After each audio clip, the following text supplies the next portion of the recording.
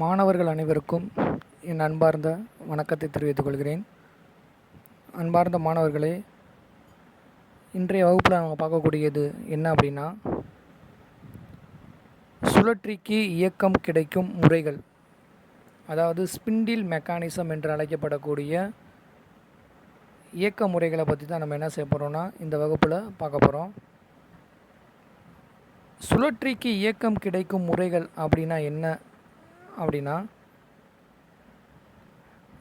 சுழற்சியினுடைய வேகத்தை மாற்றி அமைக்கக்கூடிய இயந்திர நுட்பத்தை தான் நம்ம என்ன சொல்கிறோம் அப்படின்னா சுழற்சிக்கு இயக்கம் கிடைக்கும் முறைகள் அப்படின்றோம். அப்படி சுழற்சியினுடைய வேகத்தை மாற்றி அமைப்பதற்கு நாம் சில விஷயங்களை கவனத்தில் கொள்ள வேண்டும். அது என்ன அப்படின்னா, நாம் கடைசல் இயந்திரத்தில் இயந்திர பணி செய்ய வேண்டிய உலோக பனிப்பொருளின் தன்மை, அதாவது அந்த பனிப்பொருளினுடைய தன்மை எப்படி அப்படின்றதையும் தெரிஞ்சுக்கணும். அதுபோக அந்த உலோக பனிப்பொருளினுடைய நீளம், அதனுடைய விட்டம் எவ்வளவு என்பதையும் நாம் கவனத்தில் கொள்ள வேண்டும். அதுபோக அந்த உலோக பனிப்பொருளில் செய்ய வேண்டிய வேலை ஆகியவற்றை பொறுத்தும் அந்த கடைசல் இயந்திரத்தினுடைய திறன் மற்றும் அதில் பயன்படுத்தக்கூடிய வெட்டுளி ஆகியவற்றை பொறுத்தும் சுழற்சிக்கு வேகமானது மாற்றியமைக்கப்படுகின்றது. அப்போ ஒரு சுழற்சிக்கு வேகத்தை மாற்றியமைக்க வேண்டுமென்றால் நாம் இந்த விஷயத்தை கவனத்தில் கொண்டு அதனுடைய வேகத்தை மாற்றியமைக்க வேண்டும். அப்படி ஒரு சுழற்சியினுடைய வேகத்தை மாற்றியமைக்க கடைசல் இயந்திரங்களில் பல்வேறு வகையான இயந்திர நுட்பங்கள் பயன்படுத்தப்பட்டு வருகின்றன. அதில் முக்கியமான 3 இயந்திர நுட்பங்களை பற்றி தான் நம்ம என்ன செய்ய போகிறோம்னா இந்த வகுப்பில் பார்க்க போகிறோம். அது என்னென்ன இயந்திர நுட்பங்கள் அப்படின்னா, முதலாவதாக அடுக்கு கூம்பு கப்பி இயந்திர நுட்பம், அதாவது இதனை ஆங்கிலத்தில் ஸ்டெப்டு கோன் புள்ளி மெக்கானிசம் என்று அழைப்பார்கள். இரண்டாவதாக பின்பக்க பல்லிணை இயந்திர நுட்பம், இதனை ஆங்கிலத்தில் பேக் கியர் மெக்கானிசம் என்று அழைப்பார்கள். மூன்றாவதாக நாம் பார்க்கக்கூடிய அந்த இயந்திர நுட்பம் பல்லிணை பெட்டி இயந்திர நுட்பம், இதனை ஆங்கிலத்தில் கியர் பாக்ஸ் மெக்கானிசம் என்று அழைப்பார்கள்.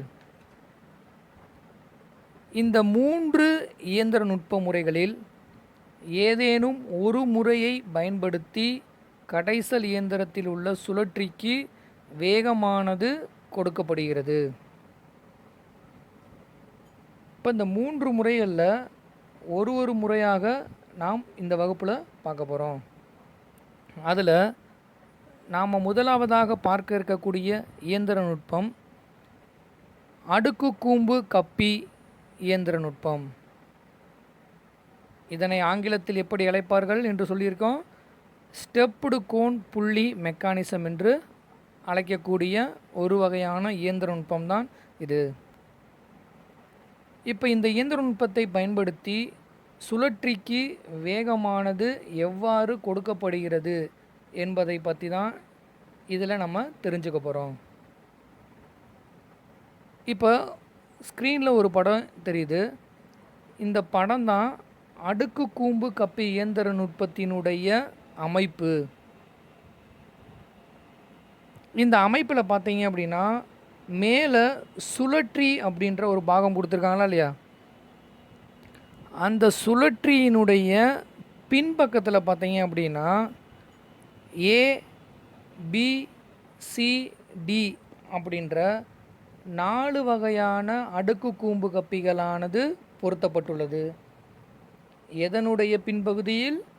சுழற்சியினுடைய பின்பகுதியில் ABCD என்ற 4 அடுக்கு கூம்பு கப்பியானது பொருத்தப்பட்டுள்ளது.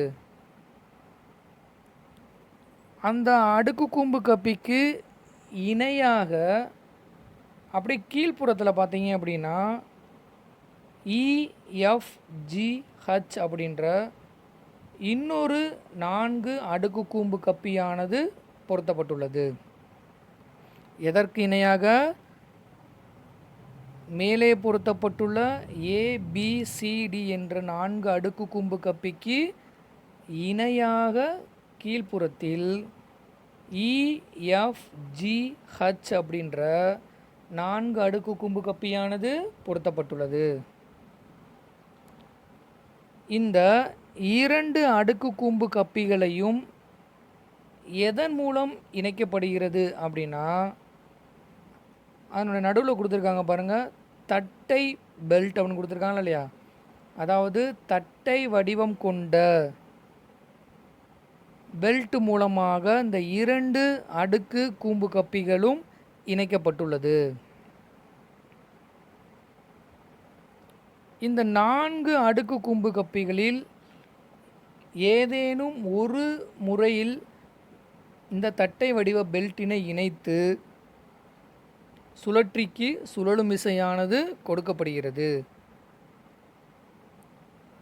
அப்போ பெல்ட்டானது எதில் பொருத்தியிருக்கலாம் அப்படின்னா, ஒன்று இப்போ படத்தில் காட்டினபடி AH அப்படின்ற 2 அடுக்கு கூம்புகளில் இருக்கும்படி பெல்ட்டை அமைக்கலாம், அல்லது BG அல்லது CF அல்லது DE இந்த 4 முறைகளில் இந்த பெல்ட்டினை மாற்றி அமைப்பதன் மூலம் சுழற்சி என்ற பாகத்திற்கு வெவ்வேறு வகையான வேகங்களானது கொடுக்கப்படுகிறது. இப்போ இதில் உதாரணத்துக்கு பார்த்தோம் அப்படின்னா, இப்போ பெல்ட்டானது எதில் இருக்குது அப்படின்னா AH அப்படின்ற புள்ளியில் இருக்குது. இப்போ இந்த AH அப்படின்ற புள்ளியில் பெல்ட்டானது பொருத்தப்பட்டு சுழலும் விசை கொடுக்கும்போது சுழற்சியினுடைய வேகம் அப்படின்னு பார்த்தீங்க அப்படின்னா அதிகமாக இருக்கும். அதே பெல்ட்டை D மற்றும் E என்ற புள்ளியில் இணைத்து சுழற்சிக்கு சுழலும் விசை கொடுக்கும் பொழுது அதனுடைய வேகமானது குறையாக இருக்கும். இதை தான் என்ன சொல்லுவோம் அப்படின்னா, அடுக்கு கூம்பு கப்பியினுடைய விட்டம் குறைய குறைய அதனுடைய வேகம் அதிகமாகும். எதனுடைய விட்டம் குறைய குறைய? சுழற்சியின் பின்பக்கத்தில் பொருத்தப்பட்டுள்ள அடுக்கு கூம்பு கப்பியினுடைய விட்டமானது, விட்டம்னு என்னது ஆங்கிலத்தில் டயாமீட்டர் அப்படின்னு சொல்கிறோம், அந்த விட்டமானது குறைய குறைய என்னாகும்? சுழற்சியினுடைய வேகம் அதிகமாகும். இப்போ இந்த கீழே இருக்கக்கூடிய இந்த EFGH என்ற அடுக்கு கூம்பு கப்பிக்கு எதன் மூலம் சுழலும் விசையானது கொடுக்கப்படுகிறது அப்படின்னா, கீழே உள்ள மின் மோட்டாரின் மூலமாக சுழலும் விசையானது எதற்கு கொடுக்கப்படுகிறது? EFGH என்ற அடுக்கு கூம்பு கப்பிக்கு கொடுக்கப்படுகிறது. எதன் மூலம் அந்த சுழலும் சக்தியானது கடத்தப்படுகிறது அப்படின்னா, அந்த மின் மோட்டாரில் இருக்கக்கூடிய அதனுடைய சாஃப்ட் அப்படின்ற அச்சுன்னு இருக்கா இல்லையா, அந்த அச்சில் பொருத்தப்பட்டுள்ள ஒரு புள்ளியிலிருந்து வி பெல்ட் மூலமாக இந்த EFGH என்ற அடுக்கு கூம்பு கப்பிக்கு சுழலும் விசையானது கடத்தப்படுகிறது. அதில் இருக்கக்கூடிய சுழலும் சக்தியானது தட்டை வடிவ பெல்ட் மூலமாக ABCD என்ற அடுக்கு கூம்பு கப்பிக்கு கடத்தப்படுகிறது. அதிலிருந்து அதன் முன்முனையில் பொருத்தப்பட்டுள்ள சுழற்சி என்ற பாகத்திற்கு சுழலும் விசையானது தரப்படுகிறது. இந்த முறையில்தான் சுழற்சிக்கு அடுக்கு கூம்பு கப்பி மூலமாக சுழலும் சக்தியானது கொடுக்கப்படுகிறது. அப்படி இந்த அடுக்கு கூம்பு கப்பி மூலமாக சுழற்சிக்கு எத்தனை வகையான வேகங்களை கொடுக்கலாம் அப்படின்னா 4 வகையான வேகங்கள் இந்த சுழற்சிக்கு கொடுக்க முடியும் இந்த அடுக்கு கூம்பு கப்பி என்ற இயக்க முறையை பயன்படுத்தி. இப்போ இதை தான் உங்களுக்கு தியரியை கொடுத்துருக்காங்க, அதை நான் வாசிக்கிறேன், ஒரு தடவை கவனிச்சுக்கோங்க. கடைசல் இயந்திரத்தின் தலைப்பகுதியில் உள்ள சுழற்சியில் 4 அடுக்கு கூம்பு கப்பியும் அதற்கு இணையாக மற்றொரு அச்சில் EFGH என்ற அடுக்கு கூம்பு கப்பியும் அமைக்கப்பட்டுள்ளது.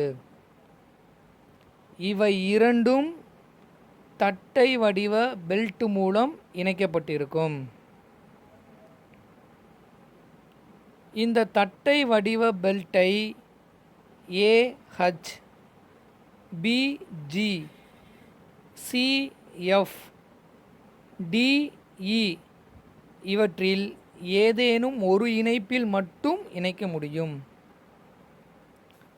EFGH என்ற கூம்பு கப்பி மின் மோட்டாரின் அச்சுடன் V வடிவ பெல்ட் மூலம் இணைக்கப்பட்டு மின்மோட்டார் சுழலும் வேகத்திலேயே சுழலும். அப்படி சுழலக்கூடிய இச்சுழலும் சக்தி சுழற்சியில் உள்ள அடுக்கு கூம்பு கப்பி ABCDக்கு கடத்தப்படுகிறது. எனவே சுழற்சிக்கு சுழலும் விசை கிடைக்கிறது. அப்படி கிடைக்கக்கூடிய சுழற்சியினுடைய சுழலும் விசையானது சுழற்சியின் அச்சில் பொருத்தப்பட்டுள்ள அடுக்கு கூம்பு கப்பியினுடைய விட்டம் குறைய குறைய சுழற்சியின் வேகம் அதிகமாகும். உதாரணமாக பெல்ட்டானது AH என்ற புள்ளியில் உள்ளபோது வேகம் அதிகமாகவும் DE என்ற புள்ளியில் உள்ளபோது வேகம் குறைவாகவும் இருக்கும். இந்த அடுக்கு கூம்பு கப்பியை பயன்படுத்தி என்ன மாதிரியான பயன்கள் நம்மளுக்கு கிடைக்கிது அப்படின்னா, இந்த அடுக்கு கூம்பு கப்பி இயக்கத்தின் மூலம் சுழற்சிக்கு 4 வெவ்வேறு வேகங்களானது தரப்படுகிறது. இதுதான் இந்த அடுக்கு கூம்பு கப்பியினுடைய அமைப்பும் அதனுடைய செயல்பாடும்.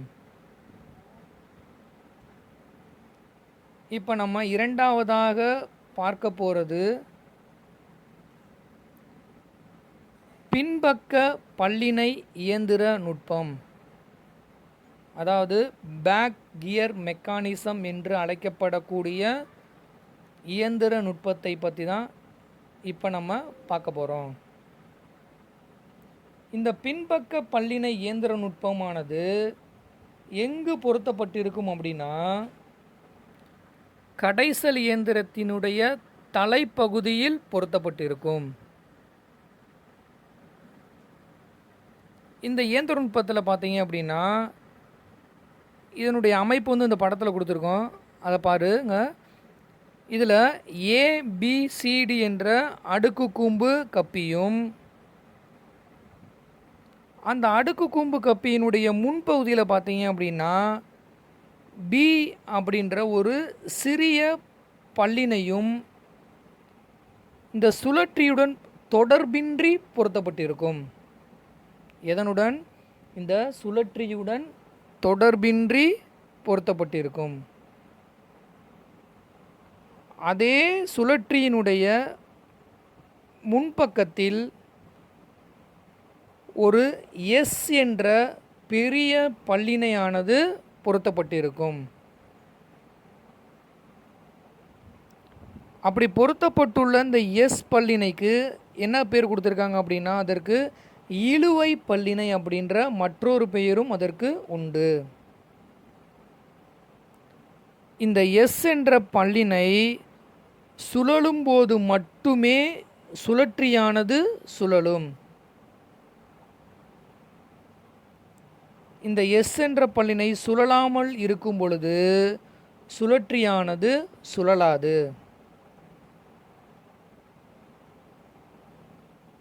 அப்படி இருக்கக்கூடிய அந்த எஸ் என்ற பெரிய பல்லினையை இந்த ஏபிசிடி என்ற அடுக்கு கூம்பு கப்பியுடன் இணைக்கவோ அல்லது இணையாமல் இருக்கும்படி செய்யவோ எது பயன்படுகிறது அப்படின்னா, மேலே டீன்னு கொடுத்துருக்காங்க இல்லையா, அந்த டி என்ற சொருகு கம்பியானது பயன்படுகிறது. இப்போ உதாரணத்துக்கு அந்த அடுக்கு கூம்பு கப்பியும் எஸ் என்ற அந்த பெரிய பல்லினையும் இணையாமல் இருக்கும் பொழுது சுழலுமிசை நீ கொடுத்தா, அந்த சுழலுமிசையான கொடுக்கும்போது அந்த அடுக்கு கூம்பு கப்பியும் அதனுடன் இணைந்துள்ள பி என்ற சிறிய பல்லினையும் சுழலுமே தவிர எஸ் என்ற பல்லினையும் சுழற்றியும் சுழலாது.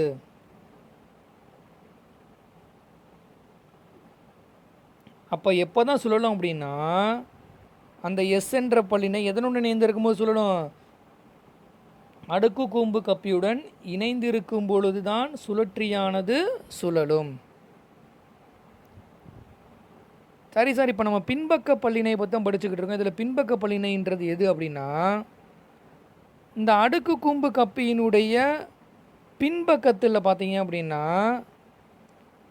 QR அப்படின்ற 2 பல்லினைகளானது கொடுக்கப்பட்டுள்ளது. இந்த 2 பல்லினைகளை தான் நம்ம என்ன சொல்கிறோம் அப்படின்னா பின்பக்க பல்லினைகள் அப்படின்று அழைக்கின்றோம்.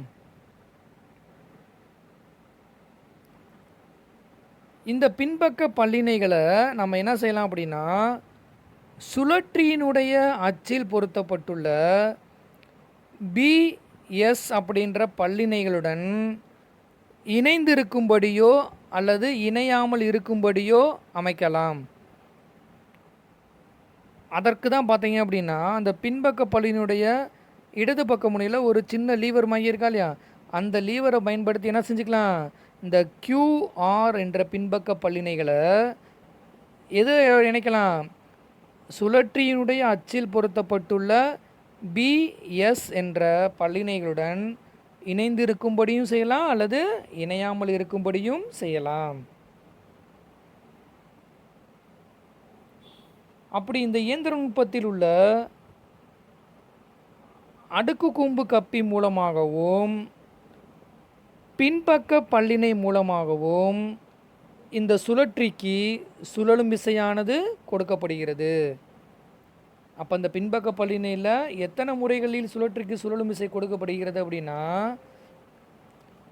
2 முறைகளில் கொடுக்கப்படுகிறது. அதாவது ஒன்று அடுக்கு கூம்பு கப்பி மூலமாக கொடுக்கப்படுகிறது, மற்றொன்று பின்பக்க பல்லினை மூலமாக சுழற்றிக்கு சுழலும் விசையானது கொடுக்கப்படுகிறது. இப்போ இதில் அடுக்கு கூம்பு கப்பி மூலமாக சுழற்றிக்கு எவ்வாறு சுழலும் விசை கொடுக்கப்படுகிறது அப்படின்னா, அடுக்கு கூம்பு கப்பி மூலம் சுழற்றிக்கு இயக்கம் தரும்போது அதனுடைய பின்பக்கத்தில் உள்ள QR என்ற பல்லினைகளை விலக்கி அமைத்து ABCD என்ற அடுக்கு கூம்பு கப்பியையும் S என்ற பெரிய பல்லினையையும் T என்ற சொருகு கம்பி மூலம் இணைத்து சுழற்றிக்கு நேரடியாக சுழலும் விசையானது தரப்படுகிறது.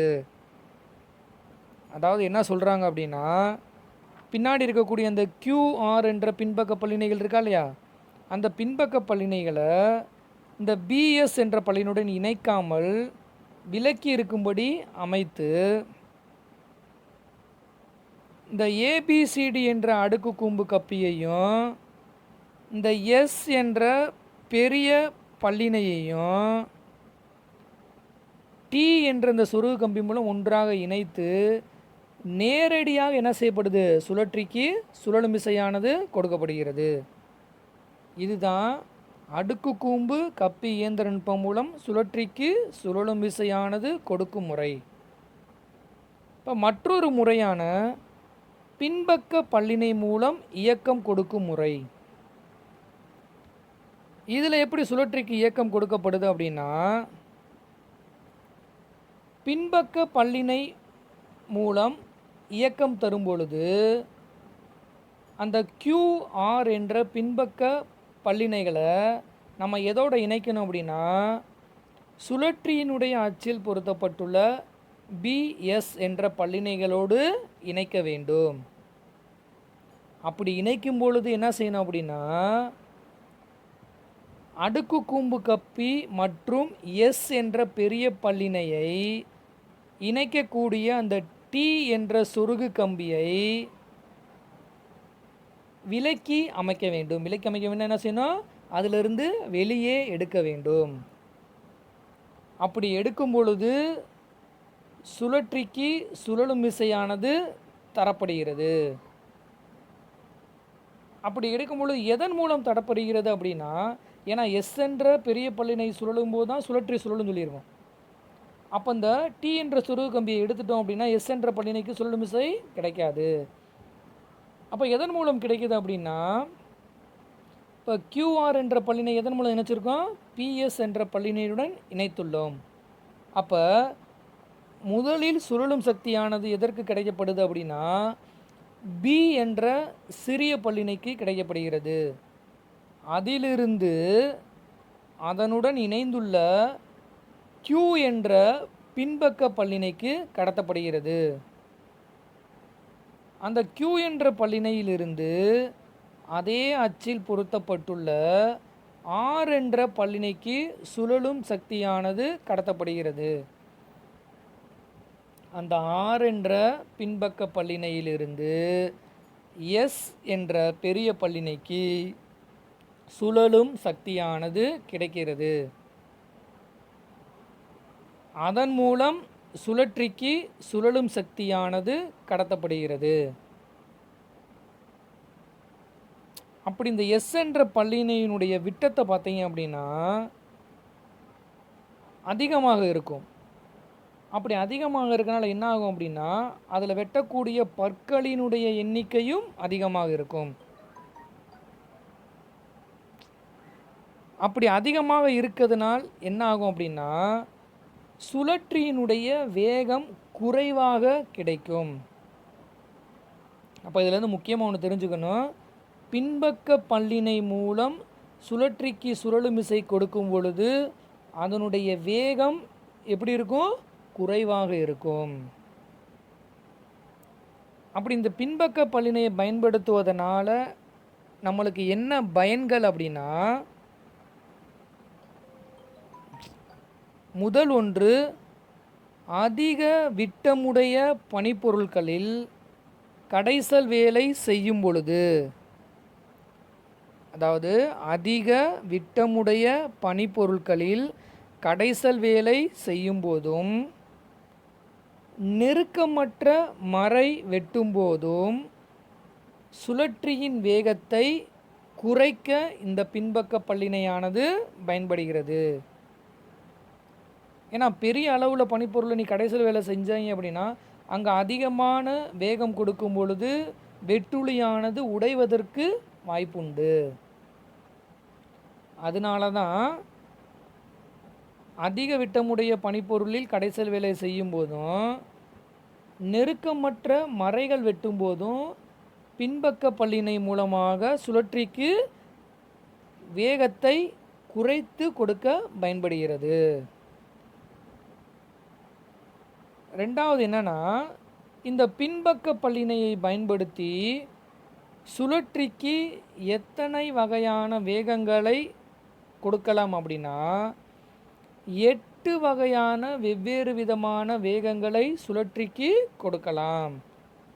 எந்த இயந்திர நுட்பத்தை பயன்படுத்தி, இந்த பின்பக்க பல்லினை இயந்திர நுட்பத்தை பயன்படுத்தி சுழற்சிக்கு 8 வெவ்வேறு விதமான வேகங்களை கொடுக்கலாம்.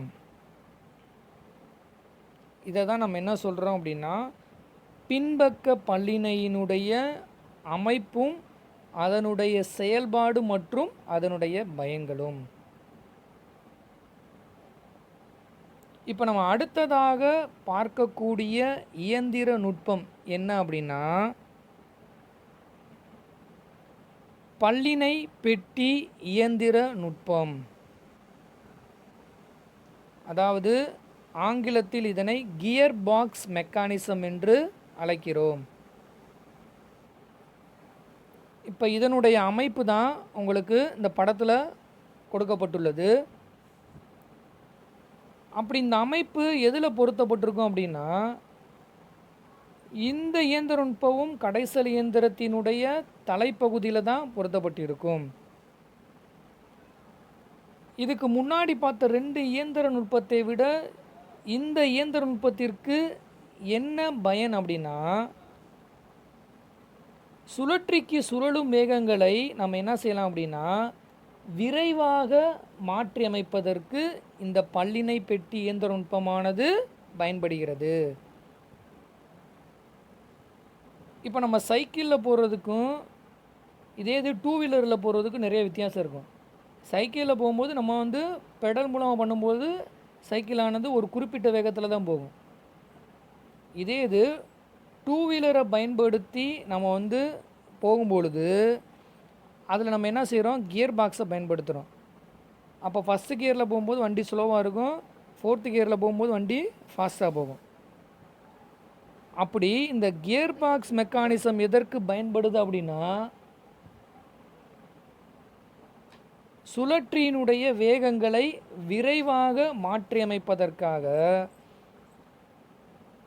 இந்த பல்லிணை பெட்டி இயந்திர நுட்பமானது கடைசல் இயந்திரத்தினுடைய தலைப்பகுதியில் பொருத்தப்பட்டுள்ளது.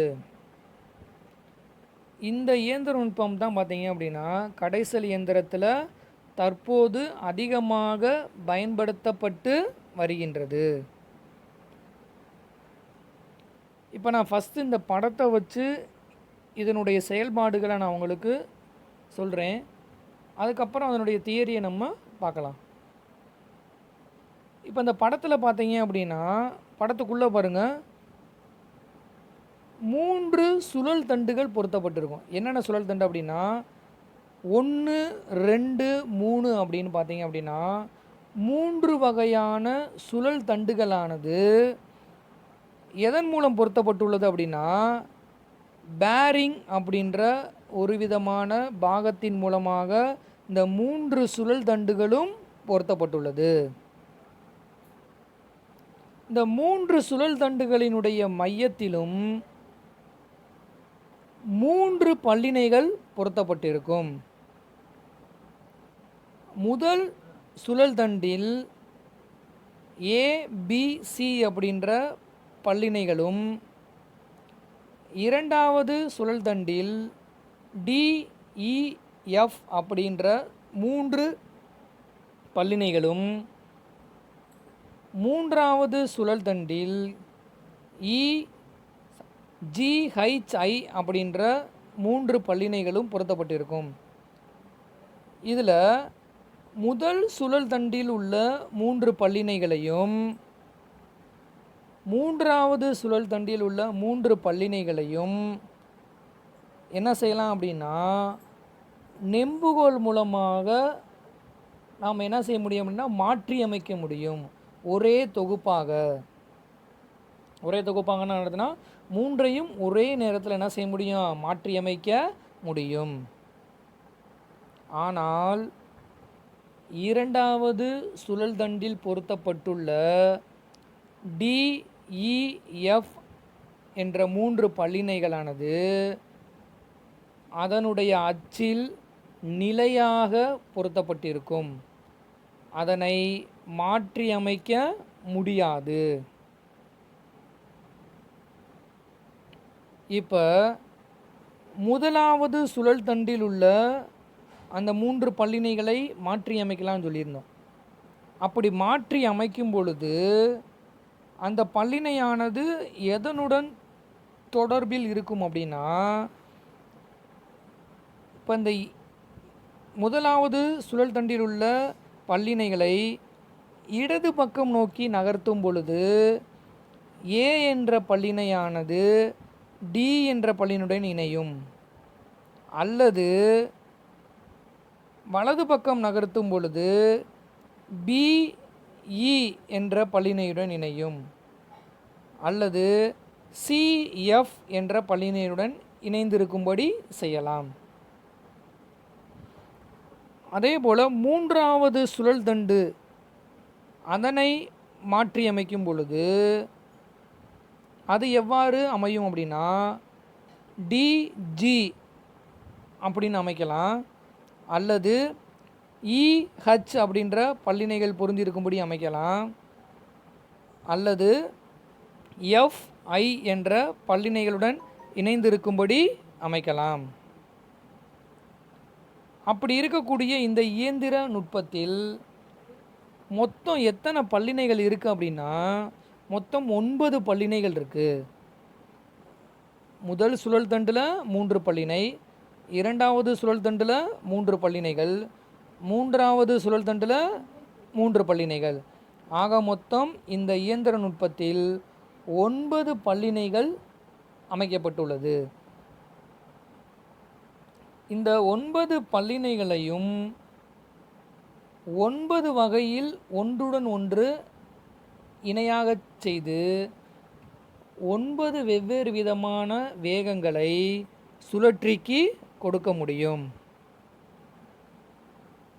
அப்போ இந்த பின்பக்க பல்லிணையை பயன்படுத்தி எத்தனை வேகம் கொடுக்கலாம்? 8 வகையான வேகங்கள் கொடுக்கலாம்னு சொல்லி படித்தோம். இந்த பல்லிணை பெட்டி இயந்திர நுட்பத்தை பயன்படுத்தி எத்தனை வகையான வேகங்கள் கொடுக்கலாம் அப்படின்னா 9 வகையான வெவ்வேறு வேகங்களானது சுழற்சிக்கு கொடுக்கப்படுகிறது. அதனுடைய வேகத்தை தான் நான் என்ன செஞ்சுருக்கோம், சைடில் ஒரு பாக்ஸில் கொடுத்துருக்கேன்னா இல்லையா. முதல் வேகம் முறையில் எப்படி எதோட இணைஞ்சிருக்கும் அப்படின்னா ஏடி என்ற பல்லிணையும் டிஜி என்ற பல்லிணை மூலமாகவும் சுழற்சிக்கு சுழலும் விசையானது கிடைக்கப்படுகிறது. இரண்டாவது முறையில் ஏடி என்ற பல்லிணையிலிருந்து இஹெச் என்ற பல்லிணை மூலமாக சுழற்சிக்கு சுழலும் விசை தரப்படுகிறது. மூன்றாவதாக ஏடி என்ற பல்லிணையிலிருந்து எஃப்ஐ என்ற பல்லிணை மூலமாக சுழற்சிக்கு சுழலும் விசையானது தரப்படுகிறது. நாலாவது முறையில் பிஇ என்ற பல்லிணையிலிருந்து டிஜி என்ற பல்லிணை மூலமாக சுழற்சிக்கு சுழலும் விசை கொடுக்கப்படுகிறது. ஐந்தாவது முறையில் பிஇ என்ற பல்லிணையிலிருந்து இஹெச் என்ற பல்லிணை மூலமாக சுழலும் விசை கொடுக்கப்படுகிறது. ஆறாவது முறையில் பிஇ என்ற பல்லிணையிலிருந்து எஃப்ஐ என்ற பல்லிணை மூலமாக சுழலும் விசை கொடுக்கப்படுகிறது. ஏழாவது முறையில் சிஎஃப் என்ற பல்லிணையிலிருந்து இஜி என்ற பல்லிணை மூலமாக சுழற்சிக்கு சுழலும் விசை கொடுக்கப்படுகிறது. எட்டாவது முறையில் சிஎஃப் என்ற பல்லிணையிலிருந்து இஹெச் என்ற பல்லிணை மூலமாக சுழற்சிக்கு சுழலும் விசை கொடுக்கப்படுகிறது. ஒன்பதாவது முறையில் சிஎஃப் என்ற பல்லிணையிலிருந்து எஃப்ஐ என்ற பல்லிணை மூலமாக சுழற்சிக்கு சுழலும் விசையானது கொடுக்கப்படுகிறது. இந்த 9 முறைகளில் சுழற்சிக்கு சுழலும் விசையானது தரப்படுகிறது. இப்போ இதுக்கு முன்னாடி இதனுடைய செயல்பாடுகளை பற்றி படித்தோம். இப்போ அதுதான் உங்களுக்கு இங்கே தியரியாக கொடுத்துருக்கேன். இதை நான் வாசிக்கிறேன், ஒரு தடவை அப்படியே கவனிச்சுக்கிட்டே வாங்க. கடைசல் இயந்திரத்தின் சுழற்சிக்கு சுழலும் வேகங்களை விரைவாக மாற்றியமைக்க இந்த பல்லிணை பெட்டி கொண்ட தலைப்பாகம் தற்போது அதிகமாக பயன்படுத்தப்பட்டு வருகின்றது. இந்த பல்லிணை பெட்டிக்குள் சுழல் தண்டுகள் 1, 2, 3 மூன்றும் சுழலும்படி பேரிங்குகளில் பொருத்தப்பட்டிருக்கும். மைய தண்டில் உள்ள பல்லிணைகள் டி, இஎஃப் அதன் அச்சு வழியே நகராமல் இருந்த இடத்திலேயே சுழலும். சுழல் தண்டு 1இல் உள்ள பல்லிணைகள் ஏபிசி மூன்றும் ஒரே தொகுப்பாக நெம்புகோல் மூலம் நகற்றலாம். எனவே பல்லிணைகள் ஏடி அல்லது பிஇ அல்லது சிஎஃப் ஆகியவை இணைந்திருக்கும்படி செய்யலாம். அதேபோல சுழல் தண்டு 3இல் உள்ள ஜிஹெச்ஐ மூன்றும் ஒரே தொகுப்பாக நெம்புகோல் மூலம் நகற்றலாம். அப்படி நகற்றும் பொழுது பல்லிணையானது டிஜி அல்லது இஹெச் அல்லது எஃப்ஐ இணைந்திருக்கும்படி செய்யலாம். இந்த இயந்திர நுட்பத்தில் மொத்தம் 9 பல்லிணைகள் உள்ளது. இப்பல்லிணைகள் ஒவ்வொன்றையும் 9 வகையில் ஒன்றுடன் ஒன்று இணையச் செய்து 9 வெவ்வேறு விதமான வேகங்களை பெறலாம்.